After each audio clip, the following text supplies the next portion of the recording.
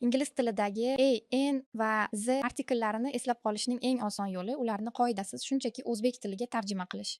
Qanday deysizmi? Hozir tushuntiraman. Tarixan a, n artikli one, ya'ni bitta qandaydir so'zdan kelib chiqqan. Shuning uchun gapirayotganda buni shunchaki bitta deb tarjima qiling. Masalan, I see a cat desangiz o'zbekchada man qandaydir bitta mushukni ko'ryapman degani bo'ladi. U qanaqa mushuk, egasi kim, bizga qizig'i yo'q. Z esa ya'ni o'sha ana shu so'zdan paydo bo'lgan. Agar siz I see the cat desangiz, bu man o'sha biz bilgan, bizga ma'lum mushukni ko'ryapman degan ma'noni beradi. Masalan, u kecha biz ovqat bergan yoki qo'shnining mushugi bo'lishi mumkin. Solishtiring. Give me a pen.